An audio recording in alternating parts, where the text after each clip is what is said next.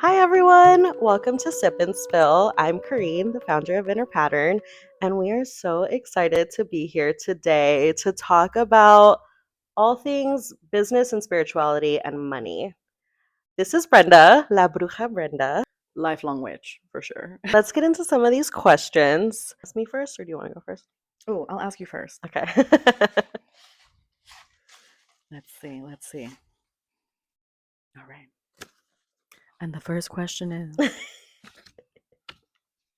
oh, interesting, because I can answer this off the top of my head, but I think let's see what you come up with. Okay. What are transits or a planetary lesson that taught you a major money or spiritual lesson? Hmm. So I, as not an astrologer or tarot reader, am a little bit more limited in my knowledge of things. However, I've been living it. So Mm. I think for me, from my understanding, was my Saturn return. Um, Yes. Points for me. There are many ones, but I think especially for someone who's like not in it in a like you're not looking at charts like 1,000 charts. You're looking at your own chart and you're living Right. your own life. I think that having the awareness of the Saturn return for yourself Yeah. is like, I think for me specifically, I went through it between the ages of like 29 to 31, which is kind of typical for most around there.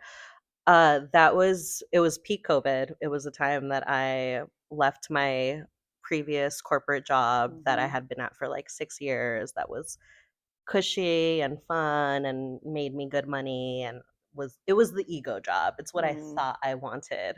I was producing the Oscars and traveling to India and doing wow, all kinds of really cool things, and that fed my ego mm, and it fed my wallet a little bit. But I was so unhappy. I was miserable. I was in a hospital. It was not it. And that was the first time that I realized I needed to prioritize my own happiness, because it was always about money, about titles, about, getting to point A, from point A to point B. And everything around there, all the people that I was talking to, they were like, "This is just what it is. Life is mm. hard. Corporate sucks. Just suck it up You and just do do it. it. You Yeah, just do it. You just get another cog in the married. machine. Yeah, just write it out. You're fine." Hmm. And I was like, "No, I'm not fine. I'm not fine." And I mean, 5 years later, which is honestly so crazy to think about, just 5 years ago, and now Hmm. I'm running my own company and I'm so much happier. I'm honestly like, I've been feeling so happy even the past like month, that I'm like, there's no way that I would ever go back to whatever I was doing before. So yeah, long story short, But the Saturn my return for Saturn you. return was Yeah. it, and it just like set me off on a whole different path.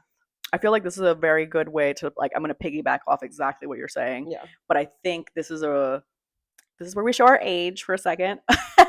But I think because we have different Saturn placements, this is a perfect way of showing like same different, right? And so I also would say that my Saturn return was incredibly transformational around money, and not even just like money and how I handled myself professionally, but the beginnings of wanting to start to change, like not knowing I'm going into this change of myself, like how I see myself professionally, how I relate to money and handle money, but just like being like, something's got to give. Like, I don't, just because this is how it's always been doesn't mean this is how it should be for me. And what I love is that, so the Saturn return is a 29 and a half year cycle. So that means you don't go through your Saturn return every day. This is something you get your like hard knock, like kind of life lessons every 29 and a half years. And there's like sub stacks to this, but like we're going to focus on the Saturn return, which is like where Saturn has gone through all 12 of your houses, which means every area of life conceivable has been hit with limitations, restrictions, consequences, but also rewards and like, return on investments and like what's fair is fair kind of thing, like impartially. What's interesting is that I am Saturn in Capricorn. I'm of that generation. So I was born 1990, and people born around, I believe it's 88 to 91. And then for you, it would be 91 to 93. because you're the Saturn in Aquarius 92, generation. let's go. Yeah. And what's interesting, we have two different Saturn placements, right? Which would mean it has a different flavor, which it does. But Saturn in traditional astrology rules both Capricorn and Aquarius. Oh. So it's in its home sign, getting to be its best self, which can sometimes be tough when you're sitting next. It feels like sitting next to the principal in like the class, like the school fair where everyone's doing presentations and stuff, but you have to sit next to like the head discipliner, and that's like, oh my god, like if my friends do something in front of me, I'm the one getting in trouble. That's what it's like to have a Saturn in Capricorn or Aquarius. Love that for Yeah. us. So Great. we've definitely had the restrictions, we've definitely had the limitations professionally, societally, that like is not just for the Saturn placement, but we're of that generation, millennials, that have Capricorn in other parts of their chart too, of the outer placements. But I'm going to focus on Saturn just because those are very specific years of millennials that are still becoming adults or feeling behind, right? Like they're like the late bloomers of, we're supposed to be in our 30s, but we still don't necessarily feel the same societal, professional, financial like power that our parents would have had at this age, right? And what's interesting is that for me, it was like, if I have to work until my bones give out, which Saturn also in Capricorn rules the skeleton, I was like, then let it be my way, because I've tried to work for other people forever. I've tried to put my heart and give my soul and like care so much, because I'm also a Cancer. So we gotta love a tight opposition, you know. And so in terms of like my ego being like, I want to like give myself, I want to build something, I want to nurture something, and trying to work in big either corporations or structures that are all bureaucratic and that don't really care about the individual. And so things get lost in the mix, kind of like feelings or soft skills or just humanity. And so for me, I was already aware of obviously astrology when I was entering my Saturn return, but I realized that I'm like, I'm going to dedicate the day of my Saturn return to being the day I professionally commit to offering my services. That's amazing. I love that. And I remember it was a very quiet day and not much was going on, but this was after a few months after my dad had passed, and I was spending a quiet moment with myself, just thinking about my future and thinking about how I'm going to provide for myself and my mother. And I was like, this is it. This is what we're doing. This is what feels right. And I don't care about how the money looks.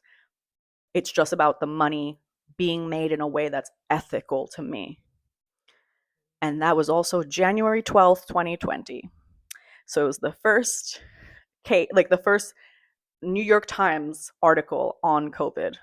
And I had no idea what was about to transpire, but I knew that my Saturn return date was a very intense one. And at the time I had no idea, and I realized that like when everything shut down, when my makeup work disappeared, because who was I touching in COVID, you know? It was my astrology work that took off. Wow. When I was like, I know what isolation, loneliness, losing my job, not being financially stable, not knowing what the next step is, I was able to provide comfort through my online readings and connecting to people in a time where like so many people were going through like so much pain, suffering, grief, loss. Like I was like, I can't fix it, I can't take it away, but I can hold space, right? And to piggyback to where Saturn comes in Aquarius for you, Saturn in Aquarius it's very similar in terms of the way it likes to restrict it. There's boundaries, there's limits, but it's interesting because for me it was around the like working my way up the ladder, right? Traditional patriarchy, like I try to work for big systems. I try to believe in climbing up the traditional rungs. For you, you were able to be in these systems and be quite successful at it, but realizing that you were losing your own autonomy, your identity, your sense of self in the cog of it all, like being in the big mesh of like this is bigger than me, so I just have to make it work. And Aquarius is the divergent one. It's the one who's like, wait, this doesn't work for the collective. Wait, like I'm going to think different from what everyone just wants me to like put one foot in front of the other, right? It's like I care about not just me, but like how things are fair. And if doesn't seem fair, then I don't want to be a part of it. Wow. I feel like that describes me so perfectly because I was always the one who would be like, but what about the team?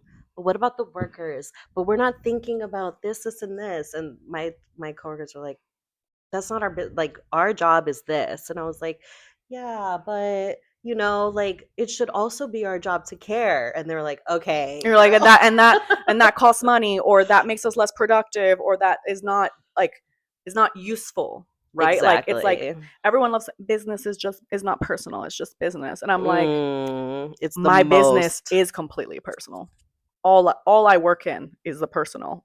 And so Mhm, how I feel as an individual entering into whether it's an astrology reading or a tarot reading, or I'm doing makeup for, a model or a grandma or, my friend, I it's all personal to me. mhm, And so it took me a really long time to be comfortable with that, but I can say that entering my Saturn return and like facing those challenges, because for me I like to I visually see the Saturn return like a PhD dissertation.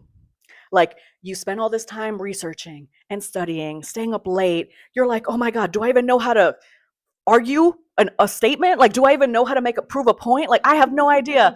And then you get to your dissertation and you're like going to present your case, and maybe even as you're doing it, there's a little bit of doubt in you. And you're like, okay, well, I haven't fully argued this point, but I'm going to just avoid that one little detail that could like create a shadow of a doubt because I'm trying to prove this main point, right? And then you pass, or it gets, approved. And you're like, oh shit, but like it's imperfect. Or like they don't know that, like, you know, I just try to argue the best I could. And that's the gag, babe.